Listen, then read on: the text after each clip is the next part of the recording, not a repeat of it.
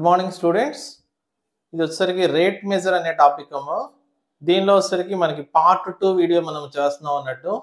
Already మనం part 1 వీడియోలో దీనికి సంబంధించిన ఒక 3 ఏవైతే క్వశ్చన్స్ అనేవి మనం చేస్తున్నామో, ఇక్కడ 4th క్వశ్చన్ అమ్మా, చూడండి జాగ్రత్తగా అబ్జర్వ్ చేయండి. 4th question, the total cost C of X in rupees associated with the production of X units of an item is given by C of X is equal to 0.005 into X cube minus 0.02 into X square plus 30X plus 500. అంటే ఏదైతే ఉందో total cost function అనేది మనకి ఏదైతే ఉందో ఈ విధంగా ఒక ఫంక్షన్ కింద మనకి ఇచ్చున్నారు అన్నట్టు. Find the marginal cost when 3 units are produced. అంటే ఎక్స్ వాల్యూ 3 ఉన్నప్పుడు మార్జినల్ కాస్ట్ ని మనం ఫైండ్ అవుట్ చేయమంటున్నారు. ఓకే, మరి దీనికి సంబంధించిన సొల్యూషన్ చూడండి, జాగ్రత్తగా అబ్జర్వ్ చేయండి. సొల్యూషన్ మనం ఏదైతే ఉందో గివెన్ దట్ అని చెప్పేసి, given that the total cost function is the total cost function is మనకి C of X ఇచ్చున్నారు అన్నమాట. C of X equal to 0.005 into X cube minus 0.02 into X square plus 30 into X plus 500. ఈ విధంగా మనకి total cost function అనేది ఇచ్చున్నారమ్మా. ఇప్పుడు దీనికి మనం marginal cost function find out చేయాలి. ఇప్పుడు మార్జినల్ కాస్ట్ ఫంక్షన్ కావాలి అంటే దాన్ని మనం M of X అనుకున్నట్టయితే, ఏదైతే టోటల్ కాస్ట్ ఫంక్షన్ కి మనం డెరివేటివ్ అప్లై చేసినట్టయితే we get the marginal cost function. అంటే ఇప్పుడు నేను marginal cost function M of X ని ఫైండ్ అవుట్ చేస్తాను. M of X is equal to d by dx of C of X.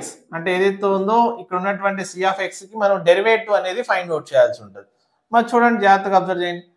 మరి ఇక్కడ ఏదైతే ఉందో కాన్స్టెంట్ కాబట్టి 0.005 అలాగే ఉంటుంది. ఎక్స్ క్యూబ్ కి డెరివేటివ్ 3x స్క్వేర్ మైనస్ 0.02 అలాగే ఉంటుంది. ఎక్స్ స్క్వేర్ కి డెరివేటివ్ 2x అవుతుంది. ప్లస్ 30 ఇంటూ ఎక్స్ కి డెరివేటివ్ 1 ప్లస్ 500 కి డెరివేటివ్ 0 అని చెప్పేసి రాసుకుంటాం. దట్ ఈస్ ఈక్వల్ టు 0.005 ని మనం 3 తో మల్టిప్లై చేస్తే 0.015 ఇంటూ ఎక్స్ స్క్వేర్ మైనస్ 0.02 ని మనం 2 తో మల్టిప్లై చేస్తే 0.04 ఇంటూ ఎక్స్ ప్లస్ 30 అని చెప్పేసి మనం రాసుకుంటాం అనమాట. ఇక్కడ ఏదైతే ఉందో marginal cost function in terms of x లో వచ్చింది. ఇప్పుడు మనకి ఏదైతే ఉందో ఏం ఫైండ్ అవుట్ చేయమన్నారు? Find the marginal cost function, marginal cost when 3 units are produced. అంటే ఏదైతే ఉందో ఇప్పుడు మనం M of X ని ఫైండ్ అవుట్ చేయాలి. వెన్ x ఈక్వల్ టు 3 తీసుకున్నప్పుడు మనం ఫైండ్ అవుట్ చేయాలి. అంటే ఏదైతే ఉందో ఈ మార్జినల్ కాస్ట్ ఫంక్షన్ లో x దగ్గర నేను 3 ని సబ్స్టిట్యూట్ చేస్తాను. అంటే 0.015 into 3 square minus 0.04 into 3 plus 30 అని చెప్పేసి రాస్తాం. That is equal to 0.015 into మా 3 స్క్వేర్ అంటే 9 అవుతుంది మైనస్ 0.04 ఇంటూ 3 ప్లస్ 30 అన్నట్టు. మరి ఇక్కడ ఏదైతే ఉందో 0.015 ని మనం 9 తో మల్టిప్లై చేసినట్టయితే 0.135 అవుతుంది మైనస్ 0.04 ని మనం 3 తో మల్టిప్లై చేస్తే 0.12 అవుతుంది ప్లస్ 30 అని చెప్పేసి రాసుకుంటాం. మరి ఇక్కడ ఏదైతే 30కి 0.135 అనేది మనం యాడ్ చేస్తాం. పక్కన చేస్తే 30.000 ని 0.135 తో మనం యాడ్ చేస్తే 30.135 అనేది అవుతుంది. ఈ 30.135 లో మనం 0.12 ని మనం సబ్ట్రాక్ట్ చేయాలి. 0.12 అంటే 120 సబ్ట్రాక్ట్ చేస్తే 5, 3 లోంచి 2 పోతే 1, 0, 30 అంటే 30.015 అనేది ఆన్సర్ అవుతుంది. దట్ ఈస్ ఈక్వల్ టు 30.015 అనేది ఆన్సర్ అవుతుంది. ఓకే, మనం నోట్ చేసుకోండి.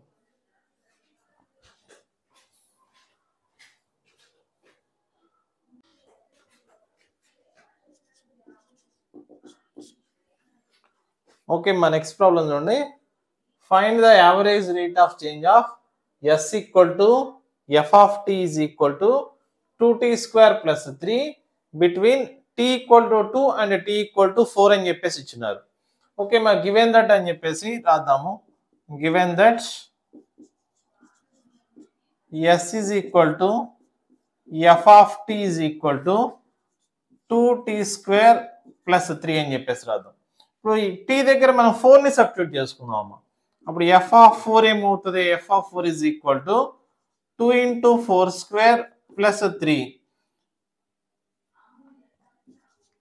4 square అంటే 16, 16 2s are 32 plus 3.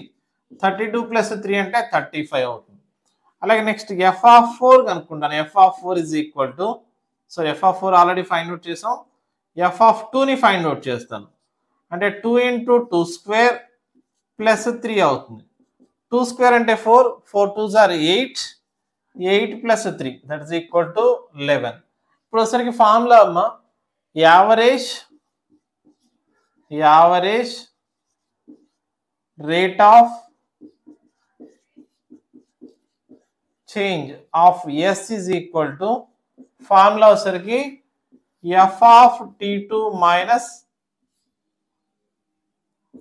f of t1 by t2 minus t1. f of t2 minus f of t1 by t2 minus t1. Therefore, average rate of change of s is equal to, my f of t2 అంటే f of 4 అన్నట్టు, f of 4 minus f of 2 by 4 minus 2. my f of 4 అంటే ఎంత అవుతుంది? 35 minus 11 by 4 minus 2. 35 minus 11 అంటే 24 అవుతుంది. Divided by 2 అంటే 12. 12 అనేది answer అవుతుంది. ఓకే, మనం నోట్ చేసుకో.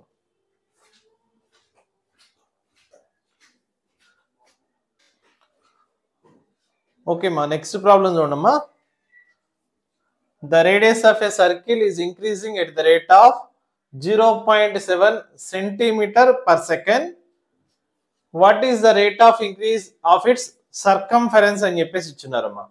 మా సర్కిల్లో ఏదైతే ఉందో, సర్కిల్లో ఉన్నటువంటి దాని యొక్క రేడియస్, దాని యొక్క రేట్ ఆఫ్ చేంజ్ కాస్త 0.7 అని చెప్పేసి ఇచ్చున్నారు. మరి ఇక్కడ అబ్జర్వ్ చేస్తే ఏదైతే ఉందో, రేడియస్ ని మనం స్మాల్ ఆర్ తో డినోట్ చేస్తాము. అలాగే సర్కంఫరెన్స్ ఆఫ్ ది సర్కిల్ ని క్యాపిటల్ S కింద మనం తీసుకుందాం అన్నమాట. Solution,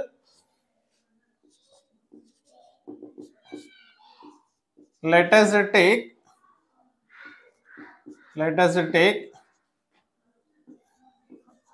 r be the radius and capital S be the circumference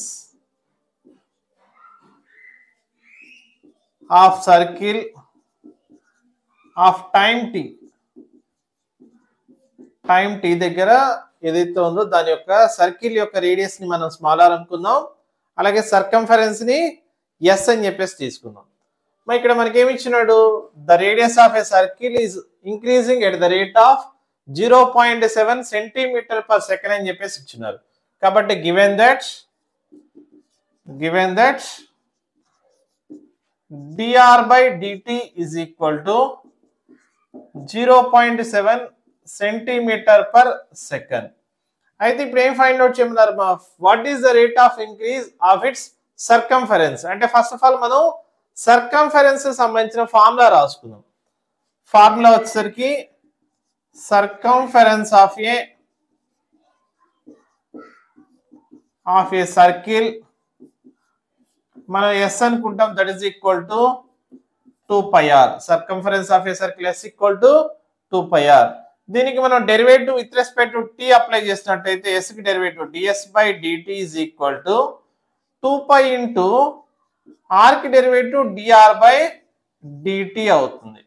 that is equal to 2π into already dr by dt ఎంత అన్నట్టు 0.7.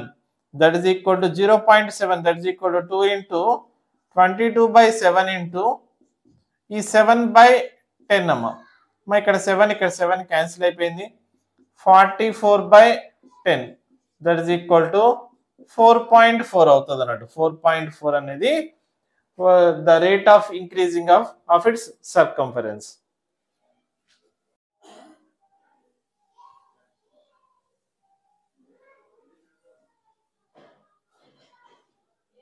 చూడ కెమెరాకి వెళ్ళదు. ఓకే సరే సరే ఓకే అటు ఓకేనా చెప్తావా చెప్పు. రాదా సరే నేను చెప్తా సరే. Please do like share and subscribe Prakash maths academy YouTube channel. Bell కొట్టడం మర్చిపోకండి. ఓకేనా ఓకే ఇలా పెట్టేసాయి. ఓకే